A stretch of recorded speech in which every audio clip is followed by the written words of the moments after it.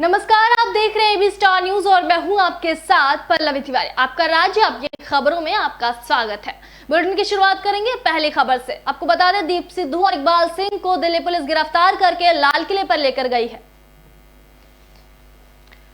खबर दिल्ली से है। गणतंत्र दिवस पर किसानों की ट्रैक्टर परेड के दौरान लाल किले पर हुए हिंसा के मामले में गिरफ्तार पंजाबी अभिनेता दीप सिद्धू और दूसरे आरोपी इकबाल सिंह को आज लाल किला लेकर पहुंची पुलिस वहां फिर से हिंसा का सीन रिक्रिएट कर सकती है। इस मामले की जांच कर रही दिल्ली पुलिस हिंसा वाले दिन का सीन रिक्रिएट करने के लिए इकबाल सिंह और दीप सिद्धू को दोनों को वह मार्ग दिखाया जा रहा है जिससे वह 26 जनवरी को लाल किले तक पहुंचे थे।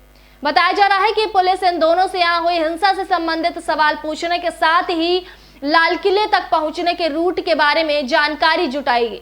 दीप सिद्धू और इकबाल सिंह दोनों ही 7-7 दिन की पुलिस रिमांड पर हैं।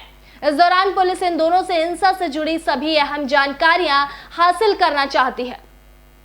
लाल किले पर हुई हिंसा में 500 से ज्यादा पुलिसकर्मी घायल थे। वहीं दिल्ली पुलिस ने इस मामले में नामजद आरोपियों के खिलाफ देशद्रोह और सरकारी कर्मचारियों पर हमला करने समेत कई गंभीर धाराओं में केस दर्ज किया है।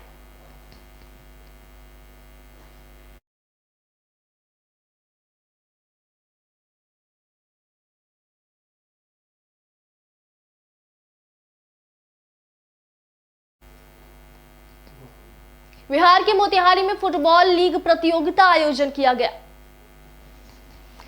खबर बिहार के मोतिहारी से है। मोतिहारी स्वतंत्रता सेनानी श्री रामदयाल प्रसाद सिंह के पुण्यतिथि समारोह के अवसर पर स्पोर्ट क्लब में फुटबॉल लीग प्रतियोगिता का सुपर डिवीजन में आयोजन किया गया, जिसमें जिला पदाधिकारी श्री शीर्षत कपिल अशोक ने भाग लिया और स्वतंत्रता सेनानी श्री रामदयाल प्रसाद सिंह की पुण्यतिथि पर स्मारिका का विमोचन किया। जिलाधिकारी ने खेल की महत्ता का जिक्र करते हुए खेल को बढ़ावा देने के लिए स्पोर्ट्स क्लब के सदस्यों को उत्साहित किया और खेल से स्वास्थ्य के संबंध पर भी बातें कही। उन्होंने कहा कि कोरोना काल में खेल का महत्व और बढ़ गया है। उन्होंने फुटबॉल खेलकर खिलाड़ियों का हौसला बढ़ाया। उन्होंने कहा कि खेल के क्षेत्र में पूर्वी चंपारण को आगे ले जाना है। साथ ही पूर्वी चंपारण में 1.25 करोड़ के 5 स्टेडियम की स्वीकृति हो गई है। जल्द ही कार्य शुरू हो जाएगा।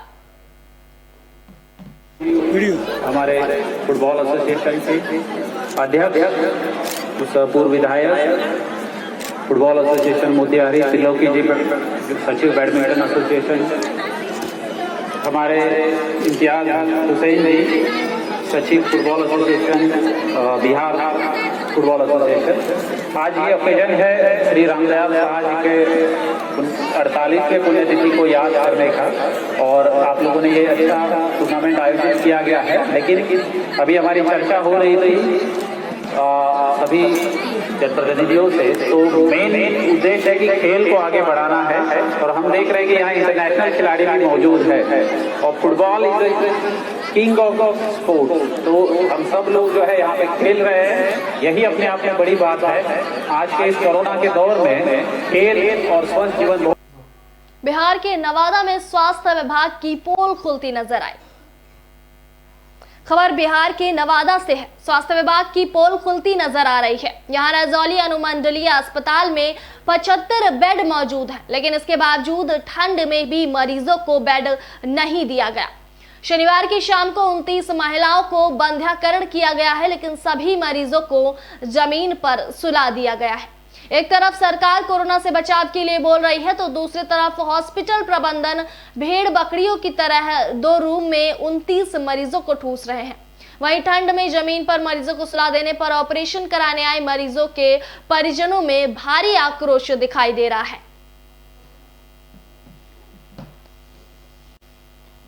काहे ले लो चाची हॉस्पिटल बा? ऑपरेशन करवे ले। ऑपरेशन हो गए? तो जमीनिया में पार दल के सबके बेड उड नहीं दल के है और सुइया दवाई दल के है। हाँ, अच्छा अच्छा। कहाँ घर है तोहर? की नाम है तोहर? की नाम है? कुंती देवी। माने बेड नहीं दल के। सहरसा में भूमि विवाद को लेकर गोलीबारी की गई। बिहार के सहरसा से खबर है। सीएसपी संचालक और राहगीर से 4 लाख रुपए लूट का मामला अभी ठंडा भी नहीं हो पाया है कि बसनही थाना के सामने भूमि विवाद को लेकर एक पक्ष द्वारा की गई गोलीबारी में एक महिला और पुरुष घायल हो गए। घटना से आक्रोशित हुए महुआ बाजार वासियों ने जमकर बसनही थाना पुलिस का विरोध किया। पूरा मामला बसनही थाना क्षेत्र के बहुआ बाजार का है, जहां शंभू गुप्ता समेत उनकी 50 वर्षीय भाभी जयमाला देवी को बुरी तरह जख्मी कर दिया गया। हालांकि घटना का कारण जमीनी विवाद बताया जा रहा है। वहीं घटना के बाबत जख्मी शंभू गुप्ता की पत्नी ने बताया कि बसनही थाना क्षेत्र के मालोधा गांव निवासी दिनेश यादव और उमेश यादव समेत दर्जनों अज्ञात हथियारबंद अपराधियों ने घर पर आकर गोली चलाना शुरू कर दिया, जिसमें मेरे पति शंभू गुप्ता को हाथ में और मेरी गोतनी जयमाला देवी को पैर में गोली लगी है। वहीं पीड़ित के परिजन ने बसनही पुलिस पर आरोप लगाते हुए कहा कि पुलिस और अपराधियों के मिलीभगत से ही गोलीबारी की घटना को बसनही थाना के सामने बेखौफ अपराधियों द्वारा अंजाम दिया गया है। वहीं घटना के बाद मौके पर पहुंची पुलिस ने घटनास्थल से 3 खोखा बरामद कर जांच पड़ताल करने में जुट गई है और जख्मी को इलाज के लिए अस्पताल भी भेज दिया गया है। मेरा बड़े पापा और बड़े मम्मी कितना राउंड गोली चला है? कितना राउंड गोली? 6 राउंड गोली चला। बस नहीं था ना, कितना दूर है यहाँ से? बरामद हुआ है खोखा 50 मीटर। तो 50 मीटर से भाई खोखा कितना बरामद हुआ? 3 बरामद हुआ। कौन ले गया खोखा? खोखा ढूंढने का काम। अरे रुकिए ना, आगे किनके पास है वो? गोली चला है? हाँ, गोली चला है। कौन चलाया गोली? हम नहीं पहचानते थे, बदमाश था। अच्छा, दिनेश अमीन के साथ दिनेश अमीन अपना से चलाया। क्या राउंड गोली चला है? 6 राउंड। पुलिस कहाँ पे थी तभी? पुलिस उधर था। पुलिस आई थी घटनास्थल पे? अभी घटना हो गया, हम लोग बुकनी छीटे, गर्म पानी छीटे, उधर से तब वो लोग भाग गया, तब उधर से पुलिस आया। छत्तीसगढ़ के राजनांदगांव में 1 दिवसीय शिविर का आयोजन किया गया। छत्तीसगढ़ के राजनांदगांव से खबर है। छत्तीसगढ़ सरकार की महत्वाकांक्षी योजना मुख्यमंत्री बाल संदर्भ योजना है, जिसके अंतर्गत महिला और बाल विकास विभाग और स्वास्थ्य विभाग के संयुक्त तत्वावधान में शिविर के माध्यम से कुपोषित बच्चों का स्वास्थ्य परीक्षण और निःशुल्क दवाइयों का वितरण किया जाता है। इसी क्रम में आज राजनांदगांव जिले के डोंगरगढ़ ब्लॉक अंतर्गत प्राथमिक स्वास्थ्य केंद्र मुसराकला में भी मुख्यमंत्री बाल संदर्भ योजना के अंतर्गत 1 दिवसीय शिविर का आयोजन किया गया, जहां मुसराकला सेक्टर के कुपोषित बच्चों को स्वास्थ्य परीक्षण कर उन्हें निःशुल्क दवाइयां दी गई। मुख्यमंत्री बाल संदर्भ योजना महिला बाल विकास के द्वारा हमारे अस्पताल प्राथमिक स्वास्थ्य केंद्र मुसराकला में आज स्वास्थ्य शिविर का आयोजन किया गया है, जिसमें कुपोषित, मध्यम कुपोषित और गंभीर कुपोषित बच्चों की जांच की जा रही है। मैं डॉक्टर एकता पांडे, मेरे द्वारा जांच किया जा रहा है। महिला बाल विकास के द्वारा दवाइयाँ वितरण की जाएगी। बाल संदर्भ शिविर का आयोजन मुसराकला के पीएचसी में किया गया है, जिसमें गंभीर कुपोषित बच्चे और हमारे जो संकटग्रस्त बच्चे रहते हैं, जिनको स्वास्थ्य संवर्धन की आवश्यकता रहती है, जिनको स्वास्थ्य में सुधार की आवश्यकता रहती है, ऐसे बच्चों को चिन्हांकित करके आज यहाँ पे लाभान्वित किया जा रहा है। और इसकी दवाई जो है महिला बाल विकास खुद व्यय करता है, वहन करता है, इसका खर्च जो है। हरियाणा के रोहतक में 5 लोगों की गोली मारकर हत्या कर दी गई। हरियाणा के रोहतक से बड़ी खबर सामने आ रही है। हरियाणा के रोहतक में 5 लोगों की गोली मारकर हत्या कर दी गई। मरने वालों में 2 महिलाएं भी शामिल हैं। वहीं इसमें 2.5 साल का एक बच्चा भी मारा गया। फायरिंग में बता दें आपको 2 लोग घायल हुए हैं। जानकारी के मुताबिक शहर के जाट कॉलेज के अंदर जिम्नेजियम हॉल के कोच और खिलाड़ियों पर रात 9:30 बजे हमलावरों ने फायरिंग कर दी। घटना की वजह पुरानी रंजिश बताई जा रही है। वहीं अभी तक हमलावरों की पहचान नहीं हो पाई है। कॉलेज के अंदर मेहर सिंह अखाड़ा में हुई फायरिंग की घटना में 7 लोगों को गोली लगी थी। गोली लगने से प्रदीप मलिक, पूजा और साक्षी समेत 5 लोगों की मौत हो गई। वहीं पुलिस ने मृतकों के शव पोस्टमार्टम के लिए भेज दिए हैं। घायलों को अस्पताल ले जाया गया है। वहीं सूत्रों के मुताबिक रेसलिंग के कोचों के बीच के झगड़े में यह वारदात हुई। हमलावर भी खुद को एक कोच बता रहा है। वारदात की सूचना मिलने पर शहर में हड़कंप मच गया। वहीं पुलिस अधीक्षक राहुल शर्मा और अन्य अधिकारी मौके पर पहुंचे और वारदात स्थल का जायजा लिया। वहीं बता दें कि पुलिस अखाड़े के सभी एंट्री पॉइंट के अलावा प्रमुख रास्तों के सीसीटीवी फुटेज भी खंगालने में जुटी है। घटना को अंजाम देने के पीछे के कारणों का पता लगाने के लिए पुलिस संबंधित परिवारों के संपर्क में जुटी हुई है। अभी हमें यही इन्फॉर्मेशन आई थी कि जाट कॉलेज के जिम्नेजियम में कोई फायरिंग हुई है और कुछ लोगों को गोली लगी है और कुछ लोग हॉस्पिटल गए हैं। प्राइमा फेसी अभी तक ये पता चला है कि 3 लोग एक्सपायर हो चुके हैं और कुछ लोग अंडर ट्रीटमेंट हैं। तो अभी हमारी टीम सबने बनाई है जो इस विषय में जानकारी इकट्ठी कर रही है। एज ऑफ नाउ कोई कंक्रीट कह पाना कि किसने चलाई है, क्यों चलाई है, वो हमें क्लैरिटी नहीं। सर मरने वालों का नाम क्या है?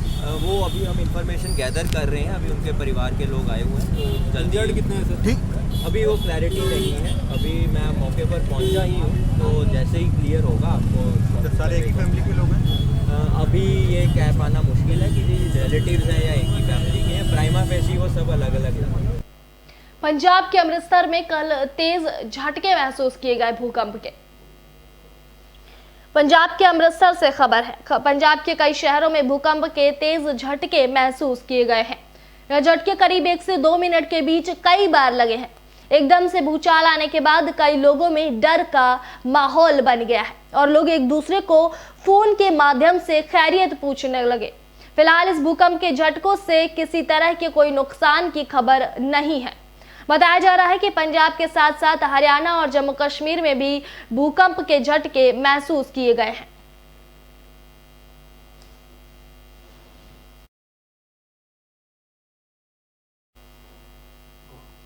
अमृतसर के एक इलेक्ट्रिकल गोदाम में आग लग गई। पंजाब के अमृतसर से खबर है। अमृतसर बस स्टैंड के सामने अरोड़ा इलेक्ट्रिकल गोदाम में आग लग गई।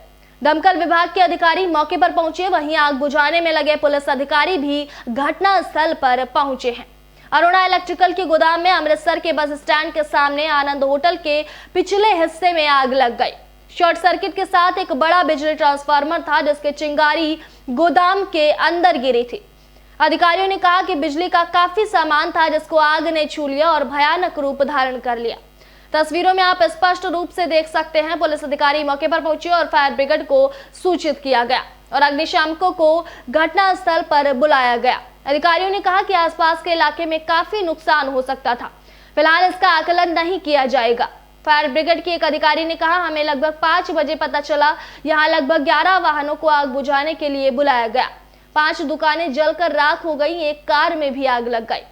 वहीं अरोड़ा इलेक्ट्रॉनिक के मालिक ने बताया कि शॉर्ट सर्किट के कारण गोदाम में आग लगी है। क्षति का अनुमान नहीं लगाया जा सकता है। वहीं अग्निशमन का काम चल रहा है, लेकिन किसी के हताहत होने की सूचना नहीं है और अग्निशामक घटनास्थल पर पहुंच गए हैं। नाम अपना ही? मैं Kapil Dev in charge bus stand. Sir की होया ये ਜਿਹੜੀ ਅੱਗ ਲੱਗੀ ਕਿੱਦਾਂ ਲੱਗੀ? ਇਹ ਅੱਗ ਜਿਹੜੀ ਆ ਲਾਗੇ ਟਰਾਂਸਫਾਰਮਰ ਆ, ਸ਼ਾਰਟ ਸਰਕਟ ਹੋਏ ਆ। ਪਬਲਿਕ ਨੇ ਦੱਸਿਆ ਵੀ ਸ਼ਾਰਟ ਸਰਕਟ ਹੋਏ ਆ। ਬਾਹਰੋਂ ਦੀ ਅੱਗ ਜਿਹੜੀ ਆ ਇੱਕਦਮ ਅੰਦਰ ਪਾਸੇ ਚਲ ਗਈ ਆ ਤੇ ਉਸ ਵੇਲੇ ਕਨਫਰਮ ਹੋ ਗਿਆ ਸਾਨੂੰ ਤੇ ਅਸੀਂ ਮੌਕੇ ਤੇ ਆ ਗਏ ਆ ਤੇ ਆ ਕੇ ਵੇਖਿਆ ਅੱਗ ਲੱਗੀ ਸੀ। ਫਾਇਰ ਬ੍ਰਿਗੇਡ ਦਾ ਇੰਤਜ਼ਾਮ ਕੀਤਾ ਤੇ ਫਾਇਰ ਬ੍ਰਿਗੇਡ ਨੇ ਬਹੁਤ ਜ਼ਿਆਦਾ ਹਿੰਮਤ ਦੇ ਨਾਲ ਜਿਵੇਂ ਜਿਵੇਂ ਲੋਡ ਪੈਂਦੀ ਗਈ ਉਵੇਂ ਉਵੇਂ ਮੈਂ ਫਾਇਰ ਬ੍ਰਿਗੇਡ ਵਧਾਉਂਦੇ ਗਏ ਤੇ ਇਹਦੇ ਕਾਬੂ ਪਾਉਣ ਦੀ ਕੋਸ਼ਿਸ਼ ਕਰਦੇ ਗਏ। ਪੂਰੀ ਕਾਫੀ ਹੱਦ ਤੱਕ ਜਿਹੜਾ ਕਾਬੂ ਪੈ ਚੁੱਕਾ। 4-4:30 ਦੇ ਕਰੀਬ ਸ਼ਾਰਟ ਸਰਕਟ ਦੇ ਕਾਰਨ ਜਿਹੜੀ ਹੈ ਆਪਣਾ ਅੱਗ ਲੱਗੀ ਹੈ ਤੇ ਮਤਲਬ ਪਹਿਲੇ ਹੋਟਲ 'ਚ ਜਿਹੜਾ ਮੀਟਰ ਹੈਗਾ ਉਹਨੂੰ ਸਰਕਟ ਦੇ ਨਾਲ ਅੱਗ ਲੱਗਣ ਦੇ ਕਾਰਨ ਜਿਹੜੀ ਹੈ ਸਾਰੀ ਉੱਪਰ ਗਡਾਊਨ ਤੱਕ ਅੱਗ ਪਹੁੰਚ ਗਈ ਸੀਗੀ ਤੇ ਉਹਦੇ ਨਾਲ ਜੋ ਹੈ ਸਾਰਾ ਜਿੰਨਾ ਇਲੈਕਟ੍ਰੀਕਲ ਦਾ ਸਮਾਨ ਸੀਗਾ ਆਪਣਾ ਉਹ ਕਾਫੀ ਨੁਕਸਾਨ ਹੋ ਗਿਆ ਵਾ ਤੇ ਨੁਕਸਾਨ ਹੋ ਚੁੱਕਾ ਜੀ ਹਾਲੇ ਤਾਂ ਦੇਖੋ ਜੀ ਐਸਟੀਮੇਟ ਤਾਂ ਨਹੀਂ ਲਗਾਇਆ ਜਾ ਸਕਦਾ ਕਿਉਂ ਹਾਲੇ ਤੱਕ ਤੇ ਅੱਗ ਨੂੰ ਕੰਟਰੋਲ ਨਹੀਂ ਹੋ ਪਾ ਰਿਹਾ। ਸਵੇਰ ਦੇ 4:30 ਪੌਣੇ 5 ਦੀਆਂ फायर ब्रिगेड आईयां बट हाले तक जो पूरा। कौशाम्बी में अपहरण करने के बाद हत्या का मामला सामने आ रहा है। उत्तर प्रदेश के कौशाम्बी से खबर है। कौशाम्बी जिले में शुक्रवार शाम घर के बाहर खेल रहे 2 साल के मासूम का अपहरण कर हत्या किए जाने का सनसनीखेज मामला देखने को मिला। मासूम के शव को स्टील के टब में छिपा दिया गया था। वहीं सूचना के बाद एसपी कई थानों की फोर्स के साथ मौके पर पहुंचे। शव को कब्जे में लेकर पोस्टमार्टम के लिए भेज दिया गया है। कोकराज थाना क्षेत्र के हसनपुर गांव निवासी ज्ञान सिंह का 2 साल का बेटा शिवम शुक्रवार की शाम 4 बजे घर के बाहर खेल रहा था। इसी दौरान वह अचानक गायब हो गया। वहीं बच्चे के न मिलने पर मां उमा देवी चीखने चिल्लाने लगी। उसके रोने की आवाज सुनकर गांव के लोग पहुंचे। घर के बाहर और अंदर खोजबीन शुरू की गई। शिवम नहीं मिला तो पूरा गांव परेशान हो गया। वहीं परिवार वालों की आशंका पर पट्टीदार रामसूरत के घर की तलाशी लेने का प्रयास किया गया तो उसने विरोध कर दिया। इसी दौरान किसी की निगाह रामसूरत के घर के बरामदे में रखे स्टील के टब पर पड़ी। उसी टब में मासूम का शव पड़ा था। शव मिलने के बाद से परिवार समेत पूरे गांव में हड़कंप मच गया। वहीं पुराने विवाद में हत्या का आरोप लगाया गया। परिवार वालों के विरोध के बीच पुलिस ने जबरन शव को पोस्टमार्टम के लिए भेज दिया है, जिससे गांव के लोग बेहद नाराज थे। देर रात पुलिस ने एक महिला को हिरासत में लेकर पूछताछ शुरू कर दी है।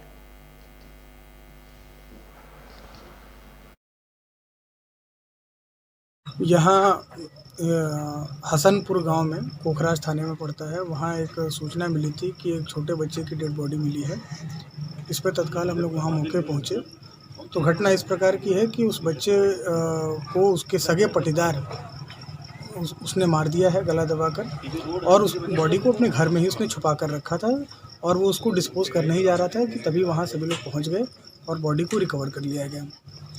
मुलजिमानों की तलाश की जा रही है। उनके परिवार वालों को हिरासत में ले लिया गया है। बॉडी को मोर्चरी भिजवा दिया गया है और FIR लिखकर आगे कार्रवाई की जा रही है। मौके पर शांति व्यवस्था नॉर्मल है। जौनपुर में युवक की संदिग्ध परिस्थितियों में मौत हो गई।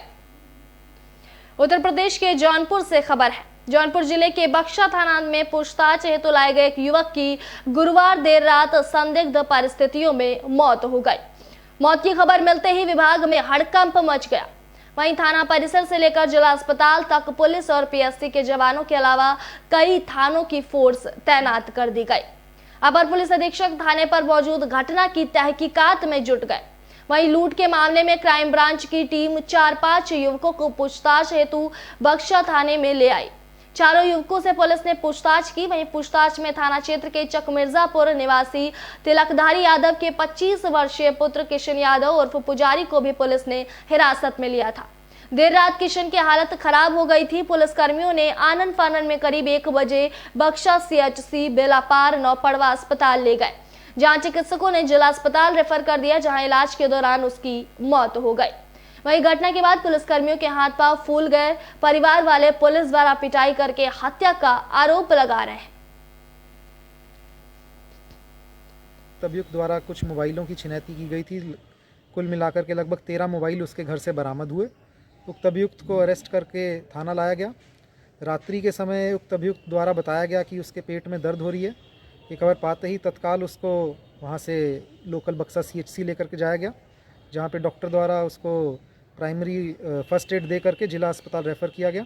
जिला अस्पताल में इलाज के दौरान व्यक्ति की मृत्यु हो गई है। क्योंकि युक्त व्यक्ति की मृत्यु पुलिस अभिरक्षा में हुई है, इसलिए माननीय NH-4C की सभी गाइडलाइंस का पालन करते हुए इसमें मजिस्ट्रियल इंक्वेस्ट करवा करके पैनल से PM करवा करके उसकी वीडियोग्राफी करवाई जा रही है। उक्त संबंध में थाना बक्सा के संबंधित अधिकारियों के खिलाफ प्रारंभिक जांच के आदेश दे दिए गए हैं और ताकि जांच प्रभावित ना हो सके, इस संबंध में SO बक्सा और 3 अन्य कर्मियों को तत्काल प्रभाव से निलंबित कर दिया गया है। और आगे की जो नवादा के सदर अस्पताल में हीमोडायलिसिस सेंटर का उद्घाटन किया गया। बिहार के नवादा से खबर है। नवादा में शनिवार को सदर अस्पताल में हेमोस्टेसिस सेंटर का उद्घाटन DM यशपाल मीणा ने फीता काट कर किया। DM यशपाल मीणा ने बताया कि हेमोडायलिसिस वाले मरीज को बाहर जाने की जरूरत नहीं पड़ेगी।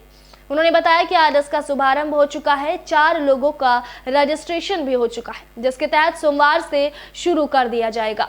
इसी मौके पर civil surgeon Vimal Kumar, doctor Ashok Kumar, जिला सूचना जनसंपर्क पदाधिकारी गुप्तेश्वर कुमार सहित अन्य अधिकारी वहां पर मौजूद रहे। लिमिटेड कंपनी का नाम है। यहाँ हम डायलिसिस यूनिट प्रधानमंत्री नेशनल डायलिसिस प्रोग्राम के अंतर्गत खोल रहे हैं, जिसमें 5 बेडेड डायलिसिस यूनिट है। 4 आपका निगेटिव है, 1 पॉजिटिव है। यहाँ पे हमारे सेंट्रल एग्जीक्यूटिव रहेंगे, टेक्नीशियंस रहेंगे और डॉक्टर रहेंगे और क्लस्टर मैनेजर यहाँ पे आएंगे एज पर द नीड जब जरूरत पड़ेगा। किन किन लोगों के लिए सुविधा मिलेगी? ये जिनके पास राशन कार्ड है उनको डायलिसिस मुफ्त दी जाएगी। जिनके पास राशन कार्ड नहीं है उनको 1720 रुपया प्रत्येक डायलिसिस के लिए देना होगा।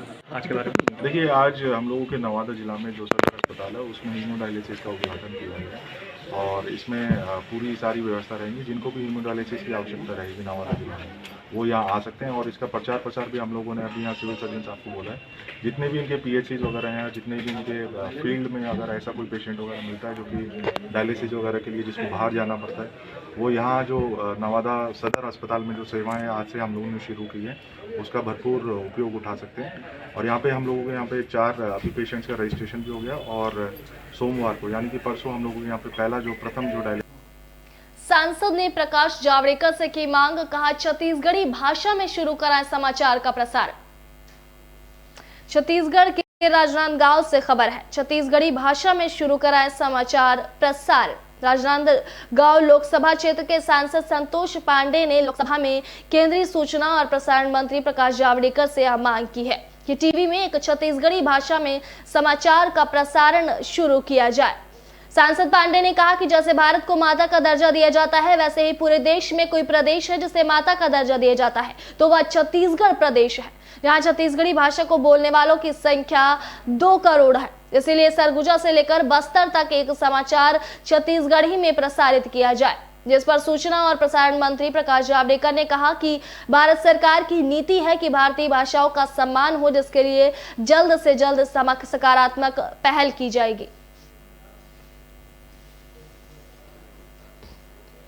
अरपा पैरी के धार महानदी है अपार, इंदिरा नदी है पखारे तोर पैया, जय हो छत्तीसगढ़ मैया। जिस प्रकार से पूरे विश्व में भारत को माता का दर्जा दिया गया है, माता से संबोधित करते हैं, उसी प्रकार से पूरे हिंदुस्तान में देश में यदि कोई महतारी कोई माता का दर्जा है प्रदेश में तो छत्तीसगढ़ को माता का दर्जा है। महोदय, जिस प्रकार से अयोध्या भगवान राम की जन्मभूमि है, उसी प्रकार से भगवान राम कौशल्या की जन्मभूमि छत्तीसगढ़ है, वो छत्तीसगढ़ की है। और छत्तीसगढ़ को, कौशल्या की भूमि को उनकी भाषा चाहिए। और आज मेरे लिए सबसे बड़ी खुशी की बात है कि सदन में हमारे सबके इससे संबंधित मंत्री, प्रसारण मंत्री सम्माननीय जावड़ेकर जी उपस्थित हैं। मैं उनसे निवेदन करता हूं कि छत्तीसगढ़ी भाषा 2 करोड़ लोग बोलते हैं पूरे छत्तीसगढ़ में, सरगुजा से लेकर के बस्तर तक एक टेलीविजन में समाचार छत्तीसगढ़ी में प्रसारित किया जाए। आज मैं सम्माननीय जावड़ेकर जी यहाँ बैठे हैं, मैं तो चाहूंगा मेरे लिए आपके माध्यम से कि आज इससे बढ़कर के और कुछ नहीं हो सकता। माननीय जावड़ेकर जी से निवेदन है कि इसको अवश्य आप यहाँ प्रसारित करेंगे, आप आदेश देंगे, मेरा निवेदन है। सम्मान आपका राज्य आपकी खबरों में अभी के लिए इतना ही। फिलहाल देखते रहिए AB स्टार न्यूज। नमस्कार।